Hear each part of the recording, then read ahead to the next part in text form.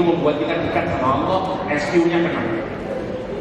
Jadi sebenarnya kalau kita renungkan, interaksi kita dengan Al-Quranul Karim itu pasti akan meningkatkan kali. Sekarang kalau terbelakang logikanya ya, misalnya kita dalam sholat, makanya terutama nanti yang terbaik adalah murojaah gimana dalam sholat, karena itu nanti meningkatkan tiga nih. Misalnya yang itu kalau takbir tangannya dipendekkan. Kenapa? Karena simbol dari kekhusyukan, kerendahan hati. Niku simbolnya adalah tangan itu karena kalau tangan itu dilebarkan, itu simbol bahagia, sukses. Buat wonten orang bahagia, aduh senengnya aku, buat wonten. Kalau kita senang, tangan kita lebarkan, hore, tidak ada, hore, tidak ada. Dan kalau kita sedih, kita tawadhu, kita khusyuk, tangan kita rendahkan. Oke, makanya kita takbir Allahu Akbar, karena biar mudah untuk khusyuk wonten kajian Gusti Allah. Karena itu kita ada Allahu Akbar, ngeten. Karena kalau ini susah khusyuk, sini ini ngomongnya apa? Yes. Waktu ibu-ibu dulu diputus oleh calon suami, burung lamaran, peluk guling, ngeten. Karena sedih. Loh, orang takbir nih, takbirnya ngeten, yang dibaca kemudian Allahu Akbar. Dimaknai di otak kita, Allah Maha Besar, semua urusan kecil, termasuk apapun saja. Otak nyambung, gerakan fisik nyambung, hati feeling kena. Perasaan kita menjadi kecil di hadapan Allah. Dan ini maksudnya IQ, EQ, SQ nyampur dari tunggal. Latihannya terputi Al-Quranul Karim. Dan yang nanti menarik, semoga saya bisa mengantarkan ya. Tidak ada bacaan di dunia ini yang mengenai tiga sisi dari diri kita. Otak kita kena, emosi kita kena, spiritual kita kena, selain Al-Quranul Karim. Kita ini kalau baca bacaan apa mawon dengan pulau paringi skripsi, atau pulau paringi tesis, pulau paringi buku-buku ilmiah, yang kena ngomongin otak saja. Karena itu kalau kita baca paling lama 1 jam 2 jam ngantuk teman. Otak kita ini benar kuat, paling lama konsentrasinya gitu. Habis itu mulai menguap, sudah capek konsentrasinya. Kalau kita baca novel yang kesentuh emosinya mawon, otaknya tidak sentuh.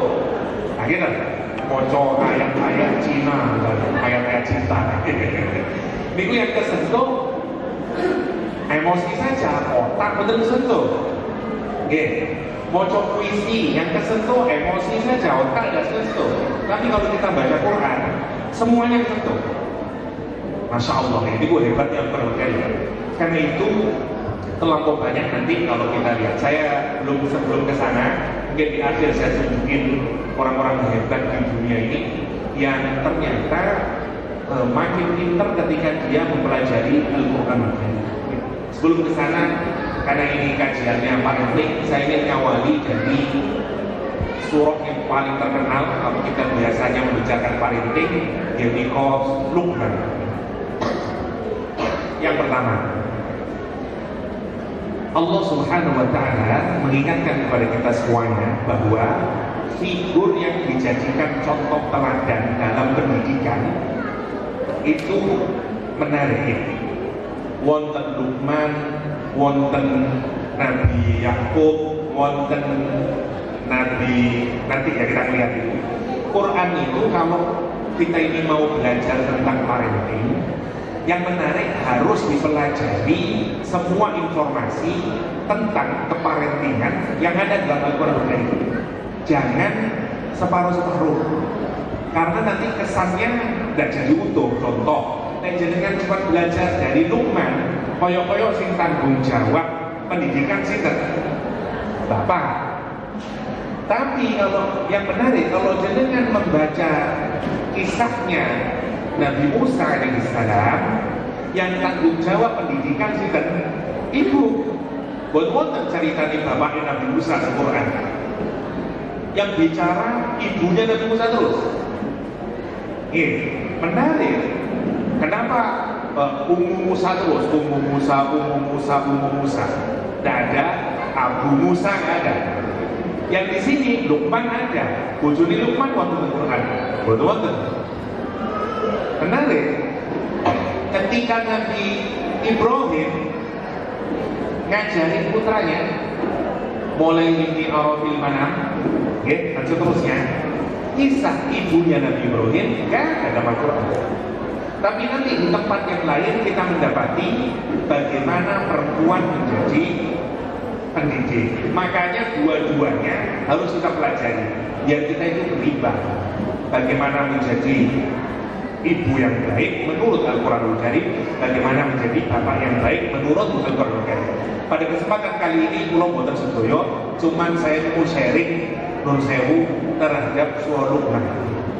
Saya ngawali dari ayat yang pertama, walaqad ataina Luqman al-hikmata an ishkur lillah. Dan sungguh-sungguh kata Allah, aku berikan Luqman, kami berikan kepada Luqman al-hikmah. Yang pertama yang harus kita pikirkan, kalimatnya menggunakan kata kami. Kalau ada kata kami di dalam Al-Quran, salah satu fungsinya adalah harus ada kerjasama antara kita dan Allah SWT. Boten asal kita ini cuma ya Allah berikan saya hikmah ya Allah, tapi nggak ada usaha kita akan dikasih. Sama juga kita usaha mati-matian, tapi boten kaitan dengan Gusti Allah juga nggak akan dikasih. Seperti rizki di Quran menggunakan dhamir semuanya, mimma atainakum, ya, dan seterusnya, mimma razaqnakum. Karena itu ketika ada orang di masjid berdoa, Allahumma ya Allah, Allahumma anzilid dinar wa ta'awid, ya Allah turunkan dinar ya Allah, dirham ya Allah. Atau tentang TikTok, wonten tiang ngajenge Ka'bah, al-fulus yang mana-mana. Lah, dulu zaman Umar bin Khattab wonten ngoten. Dinar ya Allah, dirham ya Allah. Dimarahin sama Umar bin Khattab. Kata Umar, keluar kamu kerja sana. Innas samaa kata, sesungguhnya langit itu tidak akan menurunkan dinar sama dirham. Kata Umar bin Khattab, kenapa? Karena rezeki dominannya. Poin nomor 1 sekarang. Berarti kalau kita kepingin seperti Luqman, biar anak kita nanti cerdas, SQ, IQ sama IQ-nya, caranya kita harus punya hikmah. Karena itu tempatnya disebut dengan Darul Hikmah. Itu pas pun. Bukan kalau pas banget kan ya, memang pas. Mau diberikan. Nopo hikmah ini? Karena kalau kita ini bayangkan deh, Luqman kalau dilihat dari fisik, buatan keren-keren ini jelas. Ireng, pendek, bibirnya tebal, kakinya cacat, dan flat nose. Nopo namanya pesek. Nah, coba bayangkan, pesek, ireng, pesek, yondak soge, cacat lagi. Ini Luqman. Bahkan sebagian ulama lughah menyatakan Luqman itu dari kata luqmatun, suapan. Wong sing akeh mangane, namanya Luqman. Meskipun saya agak meragukan apa bener. Karena mungkin dia ajam di boten berasal itu di wong Indonesia cocok logi gimana? Wallahu a'lam. Tapi Luqman itu menarik. Wong biasa, bukan nabi, namanya direkam dalam Al-Quranul Karim. Coba bayangkan, namanya diabadikan oleh Allah. Apa prestasinya beliau? Karena keren dalam mendidik anaknya. Nah, modal pertama kenapa Luqman kok bisa hebat? Karena Allah memberikan hikmah. Kita ini kalau kepingin anak-anak kita nanti seperti anaknya Luqman, syarat pertama adalah guru dan orang tua harus punya hikmah. Nopo malih sekolah Darul Hikmah, tambah mestinya dia harus memiliki al-hikmah yang benar ya. Kalau kita ingin dapat hikmah, caranya yang paling utama dari mana? Dari Quran. Karena Quran lah yang disifati oleh Allah dengan Al-Hakim. Yasin wal Quran Al-Hakim. Oke, hikmah itu maknanya wonten tiga. Kalau cepetaken mawon nomor setunggal. Hikmah itu adalah kesesuaian dari macam-macam ya. Yang pertama kata yang pertama berasal dikaitkan dengan kata hukum, kata hukum. Yang kedua nanti dikaitkan dengan kata muhkam, presisi, indah susunannya dan seterusnya. Yang terakhir dikaitkan dengan kata hikmah atau kebijaksanaan. Saya mulai dari yang akhir. Orang itu disebut punya hikmah kalau dia bijaksana. Bijaksana ini putrosi para ulama jika omongannya sama dengan perbuatannya. Kita kalau ingin anak kita pinter ya, semuanya ya, guru dan orang tua, omongannya harus sama dengan perbuatannya. Kenapa santri-santri zaman dulu itu kok kata sing ganti? Karena dia ini omongannya kali sikapnya sama. Kenapa anak-anak zaman dahulu itu banyak yang jadi krono yang sebaik omongannya kali perilakunya sama? Kenapa banyak sekolah sekarang kok tidak sukses mengantarkan anak-anaknya? Karena guru ini omongannya kali perbuatannya berbeda. Bahkan alhamdulillah kita kemarin dikejutkan, ustadz malah menzinai santri-santrinya. Coba ya, Yono kok ini berhasil kemudian. Satu syarat pertama, jika kita ini ingin mengantarkan anak kita menjadi anak yang sukses adalah satu, omongan ini sami kali perilaku. Lek bapak imam sholat, anak dia sudah sendiri sholat. Masya Allah, itu yang pertama. Saya tidak perpanjang ya, karena nanti tidak cukup waktunya. Nomor dua, hukum. Jadi disebut hikmah itu karena di dalamnya, Quran kenapa disebut hikmah misalnya? Karena di dalamnya ada aturan-aturan yang tegas, yang boleh berubah. Nopo maksudnya, guru dan orang tua itu lek ngomong boleh mencela-mencela. Lek A yo A, B yo B. Itu penting. Jadi guru tidak, ya khusus jadi guru ini tiba-tiba berubah lagi. Dia bukan orang yang punya hikmah. Orang punya hikmah itu bertanggung jawab dengan ucapannya. Kalau tadi satu, omongannya sama dengan perbuatannya. Yang kedua, dia kalau berbicara itu, ya sudah, kalau A ya A, B ya B. Tidak berubah. Seperti hukum, orang itu kalau sudah memutuskan, hakim kalau sudah memutuskan, maka keputusannya sudah tidak bisa berubah lagi. Kata televisi itu binding, komputernya sudah binding, sudah tidak bisa lagi dirubah. Kita ini butuh guru semoten, sak omong dan berubah ya. Nomor dua, kalau kita punya begitu, orang tua itu begitu, namanya orang tua yang punya hikmah. Syarat ketiga, hikmah muhkam. Gini, muhkam itu misalnya bangunan, itu kok presisi semuanya, tidak ada yang ketinggian, tidak ada yang kerendahan, semuanya saya. Dan terus mau Inggris, well knit, tersusun itu saya. Namanya muhkam. Lah, hikmah adalah orang yang kalau berbicara susunan katanya bagus, indah. Nah, makanya nanti puncak dari keindahan susunan kata Al-Quranul Karim. Karena Allah menyifati dengan wal Qur'anil Hakim. Apa maksudnya? Jadi kita ini syarat menjadi orang tua yang baik, syarat menjadi guru yang baik, biar anaknya nanti jadi anak yang keren. Syaratnya tiga nih. Disingkat oleh Al-Quran namanya hikmah. Jadi itu satu, ucapannya sama dengan perbuatannya, kata-katanya tidak berubah. Kalau A ya A, B ya B. Nomor tiga, sehingga anak itu tahu ini salah, ini boten meleceh. Yang terakhir, dia dalam bertutur katanya itu sahih, halus, indah kalimatnya. Jangan tinggal di para ulama ini, mulai sampai mulai Rasulullah, fasihul lisan, Ali bin Abi Thalib, indahnya kalimatnya. Imam Syafi'i, masya Allah. Guru tak ngoten. Makanya wong-wong sing keren-keren, wong soleh-soleh, sak omong-omong jadi ditutur, gitu. Wong lek mboten gak ada hikmah, ngomonge sak kilo, isine sak dua wong mboten isine, tandane mboten hikmah. Nah, niku modal pertama. Nah, Luqmanul Hakim menjadi hebat karena Allah memberikan hikmah. Loh, kan Allah memberi karena Luqman juga berusaha. Harus dilatih, latihan ngomong kali sikap sama. Nah seperti sekarang, menurut saya hatta di perguruan tinggi ngajarkan bahwa pacaran haram. Selesai dosennya budo mahasiswi.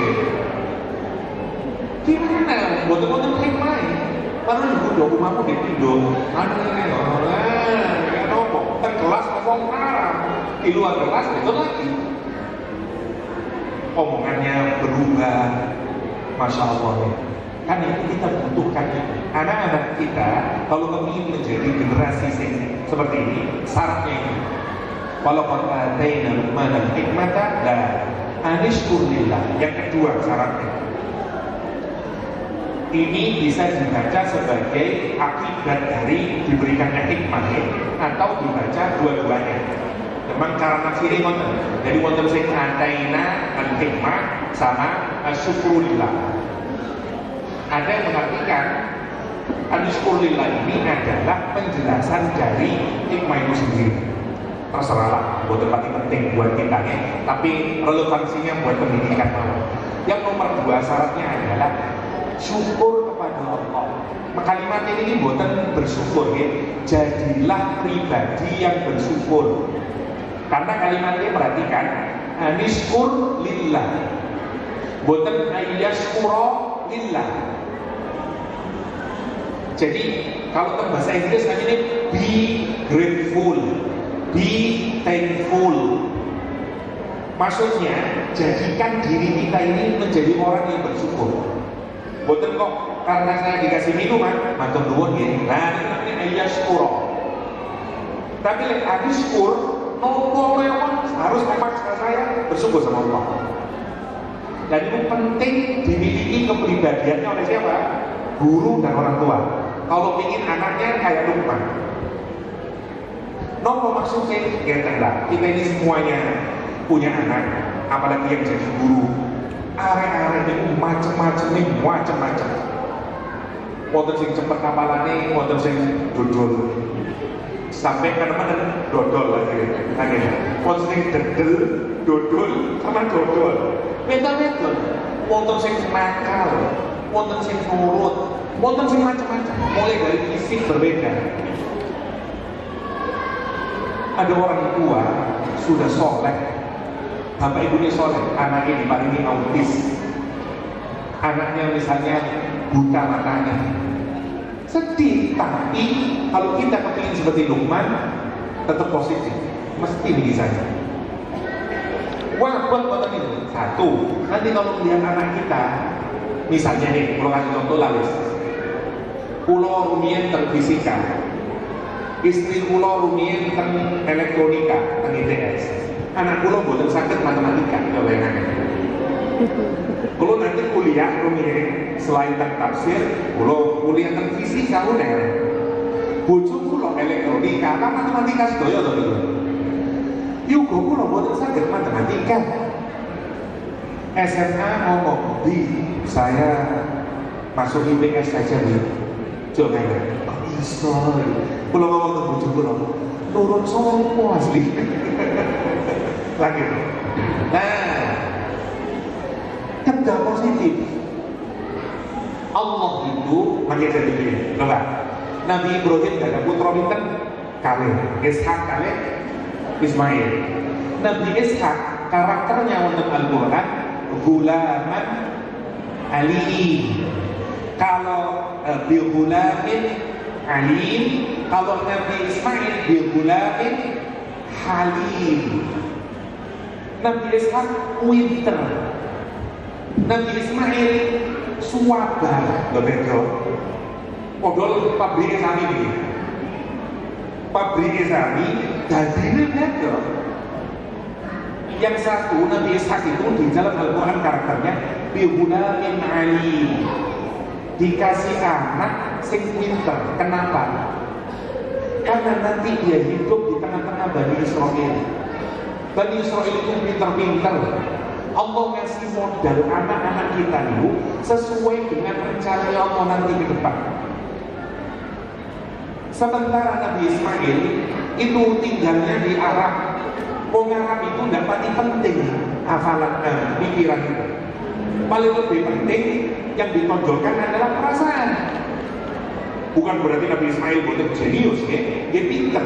Tapi yang dominan diberikan Allah kepada Nabi Ismail adalah karakter sabarnya nih. Ngadepi wong modeli Abu Jahal, ngadepi wong modeli Abu Lahab, dan seterusnya. Anak-anak kita dikasih berbeda oleh Allah. Wonten sing anak nomor 1 pinter matematika, anak nomor 2 pinter bahasa, anak nomor 3 beda-beda. Wong tuwa nganggep sama. Terus saya gak pinter matematika kok bodoh aja nih. Oh sopo nih. Dan seterusnya. Kita nggak bisa jadi Luqman kalau begitu. Syarat kedua jadi Luqman adalah bahasa kerennya itu di positif. Guru merawat anak kabeh istimewa. Meskipun wonten beda-beda nih. Ketika ada positif terus, termasuk orang tua. Orang tua terhadap anak yang positif dengan kurang yo nopo misalnya Isaac Newton yang menjadi bapak fisika rumien zaman SD ini merah semuanya rapotnya ini.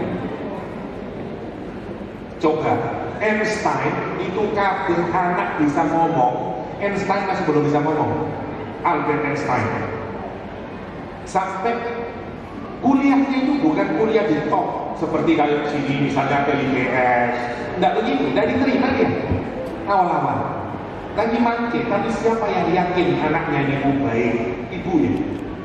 Ibunya yang yakin, positif thinking ibunya, sampai tadi kados Einstein dan seterusnya lah. Pokoknya kalau kita tinggal di kados Imam Syafi'i, nopo Imam Syafi'i kados Imam Syafi'i, karena ibunya sinten yang mengirim surat kepada gubernur Madinah agar suratnya itu diberikan ke Imam Malik agar Imam Syafi'i diterima menjadi murid. Ibunya positif. Anak yang sebentar ilmu di Mekah terus nopo terus ibune leh kono di Madinah kono wong paling alim namanya Malik, kamu sana. Tapi Imam Malik itu tipikal ulama sing boten remen duwe santri kata, nggak seneng. Sedikit duwe santri titik, tapi sing temen dan rata-rata wis berumur. Imam Syafi'i masih muda, nggak ada santrinya Imam Malik semuda Imam Syafi'i. Yo opo carane? Gampang. Tak kena surat rekomendasi. Bikin surat rekomendasi dari mana? Gubernur Mekah. Amir Mekah tanda tangan. Imam Syafi'i, Rajulun Zakiyun dan seterusnya. Iki api Rajulun Soleh ini tanda tangan digolong. Iki kekno gubernur Madinah. Terus ajari waraan oleh salam ke anakku.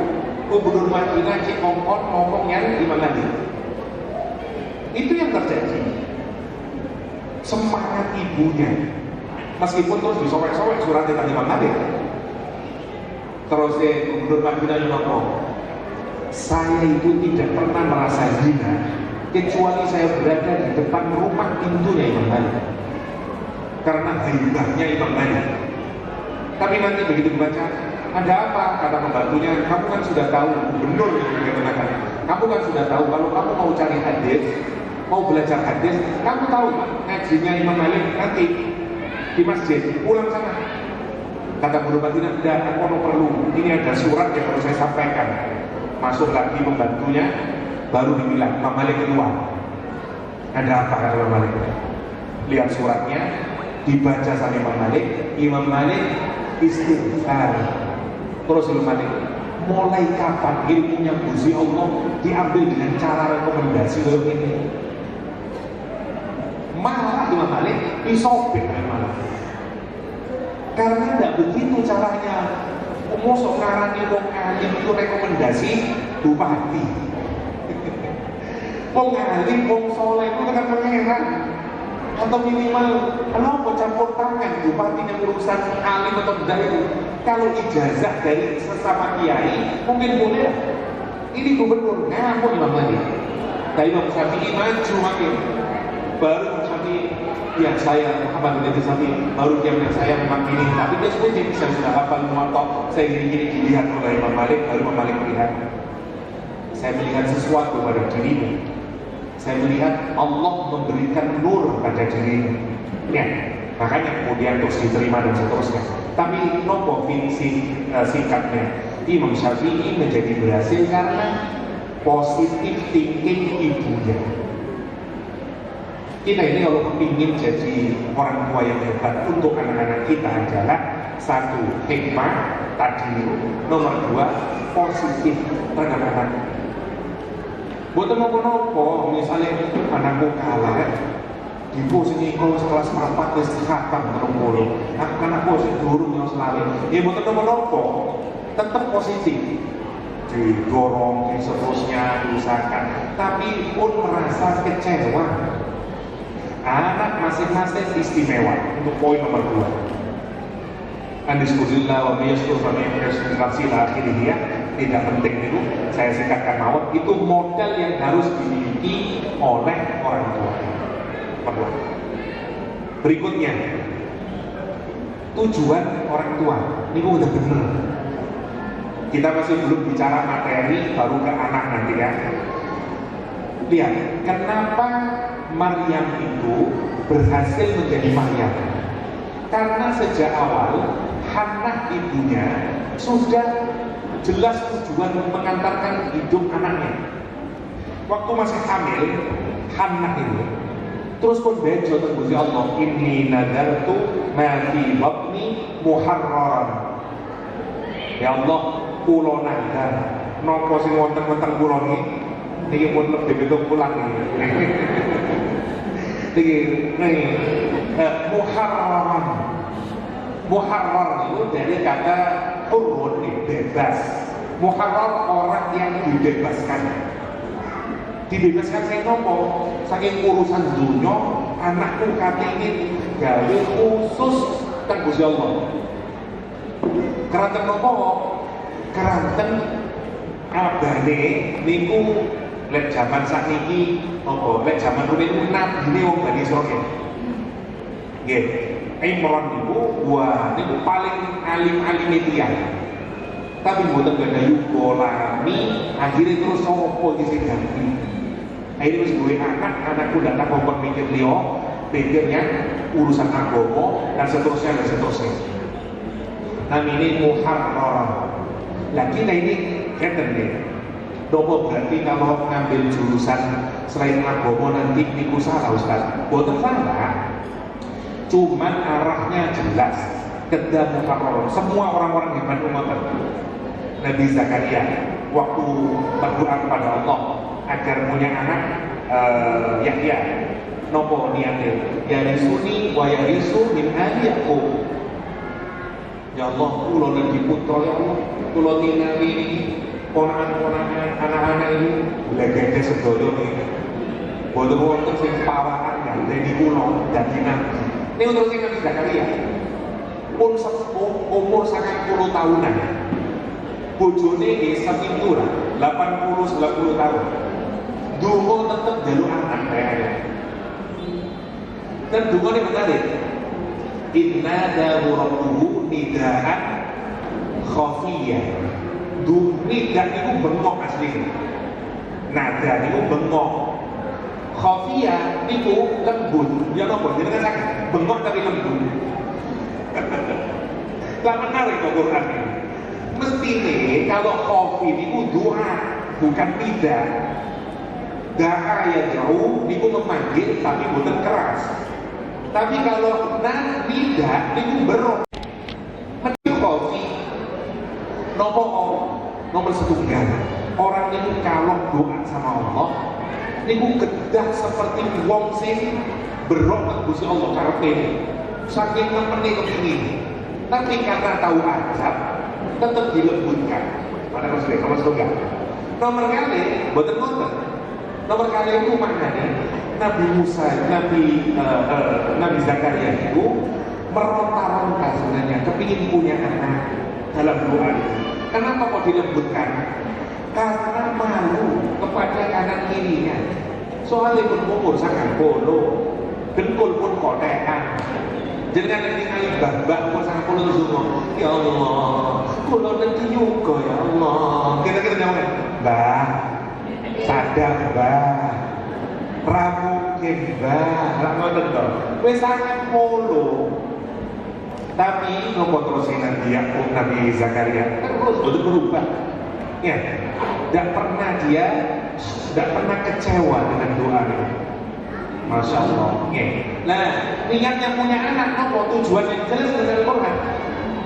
Jadi suni, wayari sumin adinku, agar dia mewarisiku dan mewarisi dari keluarganya Nabi Yakub. Baca tafsir. Nopo maknanya ini? Ngasih sinubuah. Marisi akhlak, marisi ilmu. Ada wonten saya ngomong marisi harta juga. Tapi nanti Allah tidak ngasih harta. Allah sengaja mewarisi kerajaan, tapi juga boleh diberikan. Tapi tujuan utama punya anak, yo opo besok sopo sing terusno agama, sopo sing terusno ilmu ini, sopo sing terusno akhlak sing sae, sopo sing terusno iku hati. Nah, kita dikaruniai Allah dengan putra dan putri. Tadi sudah mulai merancang hikmah, 2 sudah mulai mau di positif, syukur. Nomor 3 ditoto niatnya nyanyi. Meskipun nanti kita mengantarkan anak kita dari dokter, anak kita dari insinyur, tapi makin urusannya meskipun dari dokter ujung-ujungnya tengah akhirat. Dan yo insinyur urusannya ujung-ujungnya insinyur si manfaat dalam akhirat. Yang keempat, yang terakhir untuk orang tua, baru kita masuk ke materi. Dungo sing soleh buat anak. Mestinya, termasuk guru, mestinya kita ini kalau punya anak yang soleh, doanya itu bahkan sebelum kita punya anak. Ini 10 tokohan bawah. Sinten sing ndonga kepingin anak soleh sebelum duwe anak. Insya Allah betul wonten, kita ini biasanya doa untuk anak soleh kapan? Kalau sudah punya anak. Atau yang lebih jelek lagi adalah lewis anak yang mau baru ya Allah soleh akan juga ya Allah. Lihat, kita belajar dari orang-orang ini ya, orang-orang soleh. Doanya itu bahkan sebelum punya anak. Contoh, Nabi Zakaria, Rabbana hab lana min ladunka dzurriyyatan thayyibah. Nabi Ibrahim, Rabbi habli minas sholihin. Masya Allah ya. Ya Allah, kenapa? Karena kalau mintanya buatan anak tok, tapi minta anak yang soleh, Allah memberinya juga soleh. Makanya dijawab oleh Allah SWT, fabasyarnahu bighulamin halim. Karena dengan ya Allah karuniakan saya ya Allah dengan anak yang soleh. Allah memberikan bahkan sebelum lahir sudah dikasih tahu jenisnya laki-laki. Di bulan karakternya dikasih tahu oleh Allah. Halim. Sebelum apa? Sebelum lahir nih Allah kalau kita pikirkan. Kenapa? Karena permintaan itu modal buat kita nih, buat orang tua masih banyak sebenarnya. Cuma kita ringkaskan 4 dulu untuk orang tua, biar kita bisa mendidik yang terbaik. Terus apa yang kita didikkan? Agar kita ini nanti punya anak-anak yang dengan Al-Quran tadi ini. Yang pertama, saya ngambil dari surat Luqman dulu, habis itu nanti kita masuk ke surat Maryam ketika Nabi Zakaria mendidik anaknya atau mendidik Yahya sebagai nabi tadi. Kalau kita berangkat dari sebelum meneruskan ke Luqman, yang dilakukan kemudian oleh Nabi Zakaria untuk bagaimana mengantarkan Maryam, ya, atau orang tuanya Maryam, Hannah dan Imran, atau Nabi Zakaria sendiri mengantarkan anaknya bisa menjadi seperti Maryam dan seperti Yahya adalah nyari tempat untuk bisa bisa tumbuh Maryam dan Yahya itu menjadi anak-anak yang soleh. Bahasa Al-Quran wakaf falaha Zakaria untuk Maryam di titik nolnya sopo ini nyari tempat. Tujuan sudah benar tadi, tujuan sudah benar, saya mau mengantarkan anak saya kepada Allah SWT. Oke, ditaruh di mana? Nyari guru sing bener, tempat yang bener. Fa'am bataha nabatan relasi dulunya, nanti dia bisa tumbuh. Nah, pada kasus Maryam, kepada siapa diserahkan takafulnya, penyerahannya pada Nabi Zakaria. Jenengan sambut tempat menaruh di Darul Hikmah, karena kita berharap tempat ini akan menyemai anak-anak kita nanti menjadi anak-anak yang cerdas, SQ, IQ sama EQ-nya. Sambung selesai, berarti tinggal sudah selesai nih. Tempat sudah, alhamdulillah saya sudah ikhtiar ya Allah. Guru-gurunya insya Allah tadi hikmah, di positif, dan tadi orang tua berusaha untuk kayak begitu. Apa yang pertama? Lihat Nabi Yahya yang diajarkan. Nanti baru kita masuk materi, Luqman lagi ya. Kita ke Maryam sebentar. Ya Yahya khudil kitaba biquwwah. Sebelum belajar nopo-nopo, Nabi Yahya dulu belajar nomor ini. Bukan Yahya ini, Nabi Yahya. Khudil kitaba biquwwah. Pegangan cekelan Quran itu kuat. Hold tightly. Terus yang mau boleh suruh makan kencang. Kulo boten sombong nggih. Kulo teng pundi-pundi teng donya niku. Mergo Quran. Quran dan seterusnya lah. Seminar Quran. Kulo teng Amerika, Prancis, teng London, teng Australia, teng pundi-pundi lah. Setiap Ramadan teng pundi dan seterusnya. Dan kenapa Quran? Ansal beasiswa teng pemerintah Australia, teng Pulau teng Frankfurt Uni, postdoc dan seterusnya. Kalau dipikir soal Quran dan seterusnya. Oke, Pulau mungkin contoh yang buatan lebih keren, wataknya jauh lebih hebat. Oke, masya Allah, Pulau memprovokasi teman-teman saya, uslah anak ibu dididik Quran. Ternyata alhamdulillah banyak sekarang yang sudah hafid jadi dokter, hafid tapi jadi masya Allah sakit. Banyak sudah contohnya. Kembali lagi ke topiknya. Manggil kalau mau contoh-contohnya. Yang dilakukan Nabi Yahya adalah cekelan Quran ini. Jadi pun nemen tepat ini, Darul Hikmah ini dari awal pakai Quran. Jangan salah lagi, banyak orang tua yang kalau sudah Iqra 6 seakan-akan sudah selesai, Qiraati 6 sudah selesai, belum apa-apa. Kalau saya Pak Yai mau dulu, lama masih prosesnya ini. Mantul Quran, mantul saya takjil, mantul saya nakmu, mantul saya balano, sampai betul-betul selesai, kecuali sampai mati saya. Orang itu kalau hatinya halus, dia tidak akan pernah kenyang dengan Quran. Terus soal Quran. Ya, karena itu salah satu doa yang diajarkan Rasulullah SAW berkenaan dengan Quran adalah Allahumma ja'alil Qur'ana rabi'a qulubina. Jadikan Quran itu musim semi di hati kami ya Allah. Terus musim semi ini loh. Wong lek musim semi seneng, apalagi semi, mau berkembang, kedua bunganya dan seterusnya. Oke, kita lanjutkan. Karena dia berpegangan dengan Al-Quranul Karim, Allah kemudian kemudian memberikan kepada Nabi Yahya al-hukma sobiyya. Wa atainahul hukma sobiyya. Dikasih dia syarat jadi orang yang hebat dari nomor, syarat jadi guru yang baik, murid yang baik, dan seterusnya. Tujuan utama dari guru yang baik adalah hikmah. Nabi Yahya gara-gara cekelan dari Quran sejak awal sudah dikasih hikmah.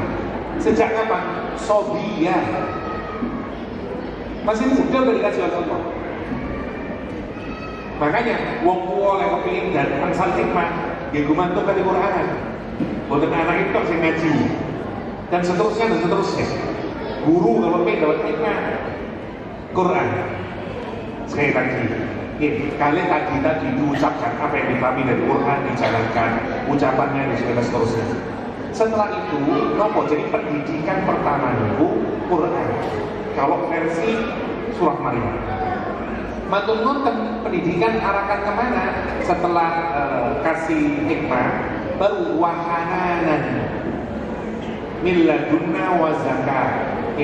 Baru nanti hananan, terus zakat, terus taqiyah. Itu urutannya yang dididikkan kepada anak didik kita. Versi Nabi Zakaria. Kita masih belum meneruskan ke Luqman ya. Saya sedikit-sedikit telah mau detail. Jadi yang pertama Quran, yang kedua hanan. Hananan itu dari kata hanin. Kalau unta itu nangis terus sampai kedengaran suaranya. Tentang hadis itu namanya haninun naqah. Nah nangis seperti apa namanya terang batangnya kurma, batang dahan kurma di Masjid An-Nabawi yang dipegang oleh Rasulullah kan itu ngeluarin tangisan ya, disebut dengan haninun naqah. Hanan adalah orang yang punya sifat empati kepada orang lain, simpati, empati, punya rasa kasihan, belas kasih pada orang lain, namanya hanan. Nah, anak itu harus dididik itu. Setelah Quran, mantuk nonton, usahakan ya Allah bentuk sifat empatinya anak. Terus nanti tasbihun nafas, setelah itu baru takwa. Urutannya kalau Nabi Zakaria. Saya skip dulu ini karena nanti melompat saya kecepatan nanti kalau ke sana. Kembalikan lagi ke Luqman untuk noto urutan itu. Apa yang diajarkan Luqman pertama kali buat anaknya? Rumusnya ada 3-4-4 kalau untuk Luqman ini. 3-4-4. Yang pertama tidak syirik. Nanti kita detailkan apa maksudnya. Tidak syirik. Yang kedua amar ma'ruf. Ya, apa ya? Yang disebut kayaknya ya amar ma'ruf nahi munkar. Yang kedua, yang ketiga adalah muraqabah. Ya, amar ma'ruf, terus suruh sabar, terus baru muraqabah. Ya, intaku dan seterusnya itu loh. Fatakun fi sahra ila akhirih. Jadi 3 yang diajarkan kepada anak. Setelah itu baru masuk ibadah. 3 ini abstrak sedoyo. Yang pertama, jangan syirik, ini mulai konsep masih abstrak ya, nomor 1 kan. Nomor 2, ngajari amar ma'ruf nahi munkar, iki sing dilarang, iki sing itu, tapi konsep masih. Oke. Nanti terus diajari sabar. Yang ketiga diajari muraqabah. Merasa diawasi oleh Allah SWT. 3 ini dimasukkan ke dalam anak. Habis itu kita tinggalkan. Setelah 3 ini urusan akidah, urusan fondasi. Mantuk naik ke berikutnya. Nanti pasti dengan ikutin ini KP kantor, SQ, RQ, KP kantor. Berikutnya kemudian diajari dengan ibadah. Mulai diajari sholat dan seterusnya itu. Kalau penting salah nih, kalau tinggal di mana sekedar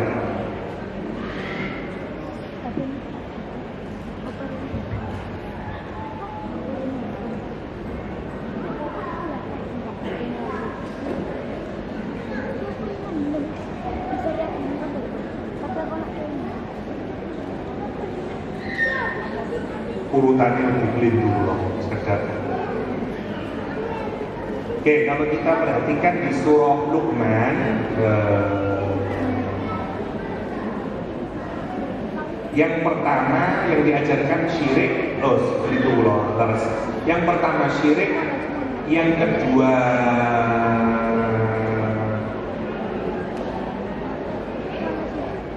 muraqabah, tapi syirik mengikuti sabilan anak role model, yang ketiga namanya muraqabah. Jadi ada tiga ya.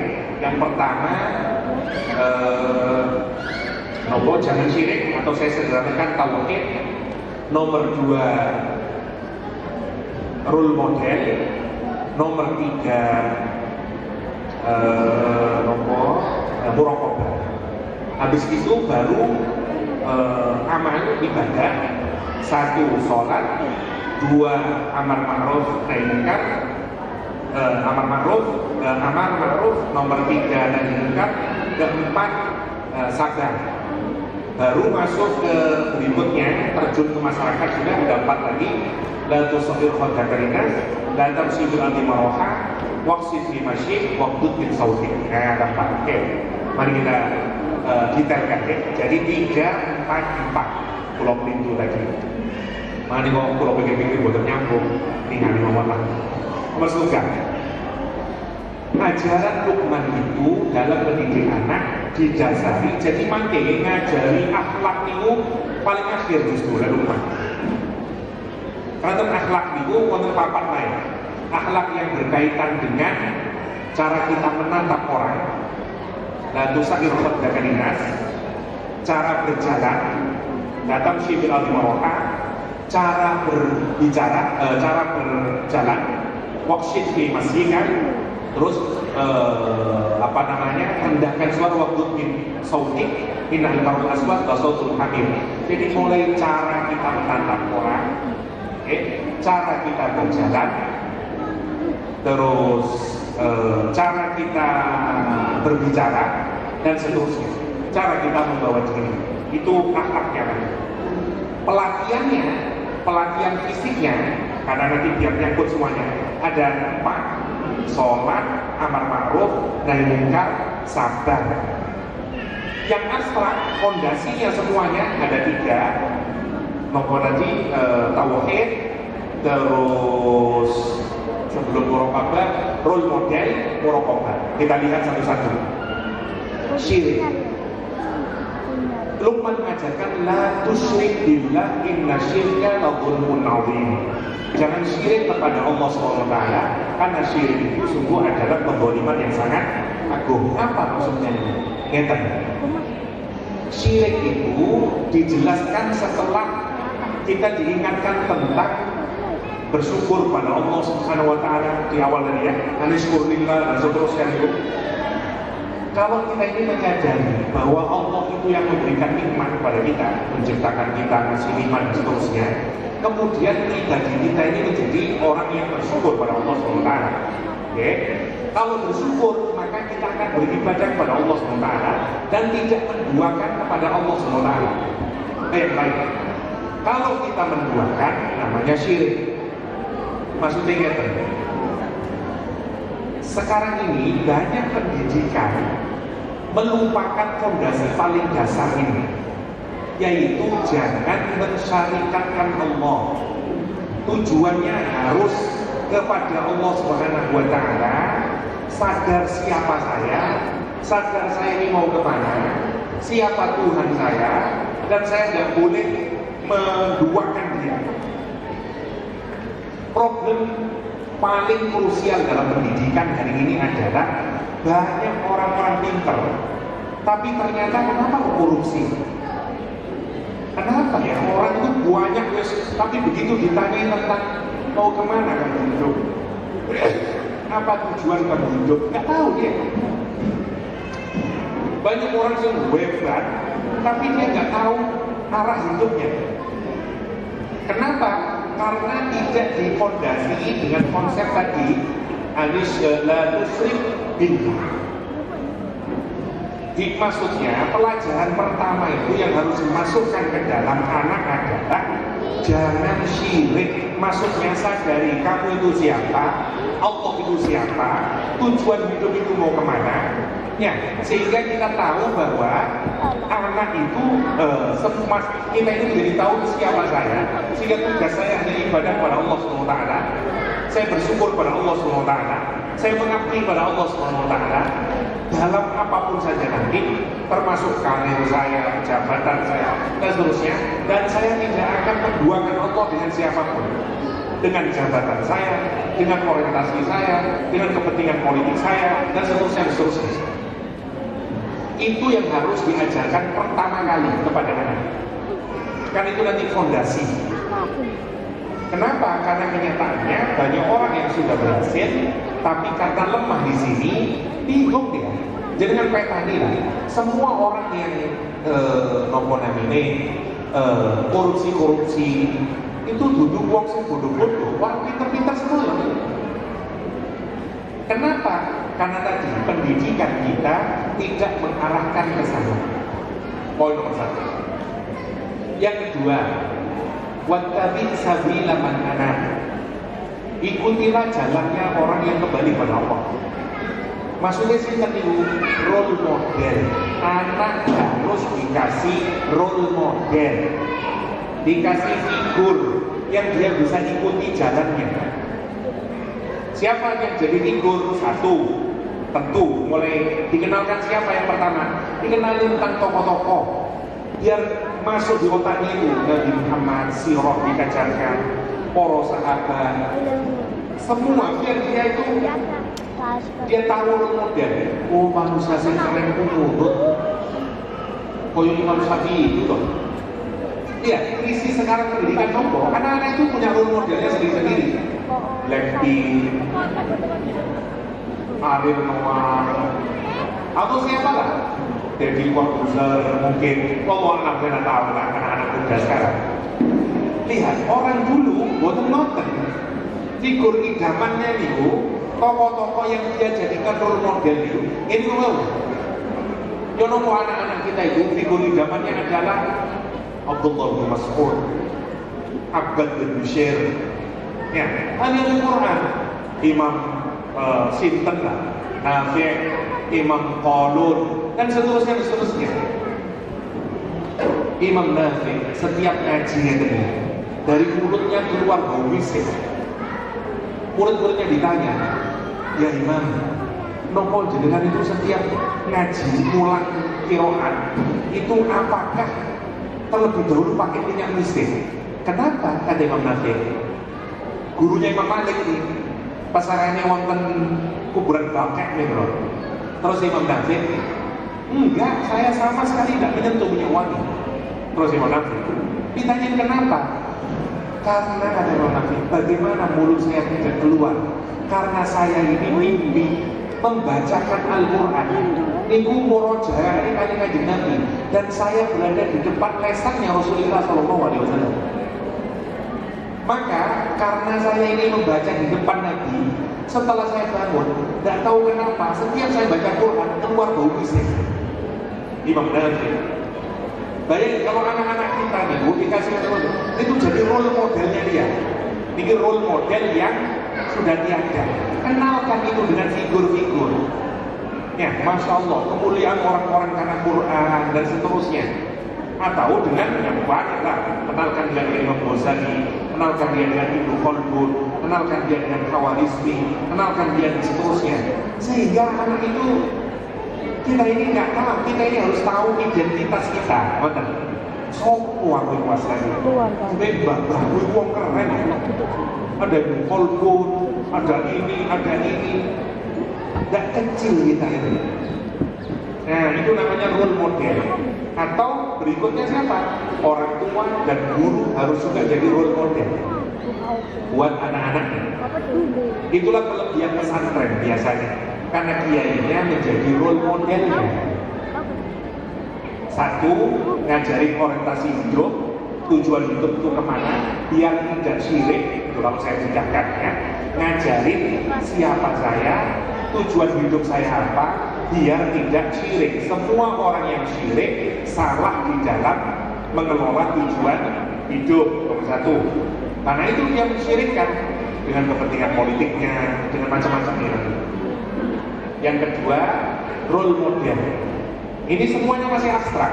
Yang ketiga, muraqabah. Anak diajari kesadaran bahwa dia diamati oleh Allah. Ya apa caranya Ustaz? Ya mulai jujur, kalau salah ya jujur, kalau dia melakukan apa jujur, harus dilatih gitu. Lek ngomong yang harus ngomong, nanti muncul muraqabah ini. Saat ini terus terang gitu. Wah, buat dia lebih jujur gitu, terutama di sekolah kan. Ngerpek nih umur biasa, tidak di zaman dahulu. Zaman kulo lan jenengan insyaallah zaman sekolah ini kenceng niku lan ujian. Saat ini tambah dhuwur, tambah ke kampus, S1, S2, tambah S1, tambah nuntuan. Saya setuju. Saat ini wadon. Kulo niku termasuk dosen yang kejem lan ujian. Kulo nih ujian niku kertas jawab. Terus tak kulo tinggalin, kok saling bosan kalau nggak ada lagi ujian oral ngadep dua-dua kalau tak ngerti langsung jawab. Kalau bikin kertas kalau gulung kan taruh di depan, dipilih 3, ambil 3, buka dijawab. Konten mahasiswi karena ini mejanya gini jawabnya bingung kok kan curiga bingung tak sampai kenapa kamu duduk bawah kan beri ini buku kebanyakan ini jengkulo Allah susah untuk nyari. Kenapa? Karena merasa tidak diawasi. Kenapa? Karena bagi dia yang penting nilai. Salah ngomong nih, tidak ada role model dalam hidup. Dia nggak tahu bahwa kesuksesan itu bukan ketika dia dua agenda. Dia telah mensyarikan karena Allah, nggak jujur dia dan seterusnya. Ini pertama kali dalam pendidikan. Banyak contoh nih. Coba jenengan datang Jerman numpak kereta api ini buat wonten penutupin melbuni udah melbumawan dan tidak ada polisi, nggak ada nggak nempelin apa-apa, cuma wonten kartu ditempelkan tin antun pun tapi buat wonten kondektur ini buat wonten ibarat ini misalnya kita buat bayar pun di buat wonten ketangkep. Tapi masalahnya, ngomong orang Jerman kok jujur? Dari mana itu di buildingnya? Dari kecil diajari di internet kok. Dia naik nonton film-film barat. Saya bukan berarti ngumpulin barat ya. Ada banyak kearifan yang kita ambil dari barat. Ada juga banyak keburukan yang kita harus keluarkan dari barat. Contoh, lenteng barat ini dodolan koran, dodol kembang, dodol terbiang. Jadi di situ ditata orang kali kembang-kembang udah nek delen duit dewe. Nah sekarang kita melatih namanya apa? Operasi demokrasi namanya istilahnya Pulau Supe lah. Nah ini latihan untuk nopo muraqabah, ngoten. Nah guru-guru kedah kreatif yang nopo saged murid niku muraqabah. Kalau Lukman dulu betul-betul Lukman ngajak anaknya dari Segoro, terus biji-biji itu, biji nopo namine sawi dilemparkan sama Lukman ke laut. Terus ditanyain anaknya, nah kira-kira balik mana enggak ini biji-biji? Iso enggak balik hari ini? Yo boten saged ya. Lah wis repot cilik pisan. Dungo terus nek Lukman, ya Allah, jenengan balekaken ya Allah. Datang gelombang menggulung, biji-bijinya datang lagi di depan. Lah, kula lan jenengan tak boten Lukman. Ayo leh, yang kenjeran kono. Ya Allah, balekaken ya Allah. Boten balik itu loh. Nggih, teripang kalau kita sekolah ya. Nah, Quran menggambarkan ya contohnya Lukman menarik. Kalau ada satu biji kecil berada di dalam batu yang besar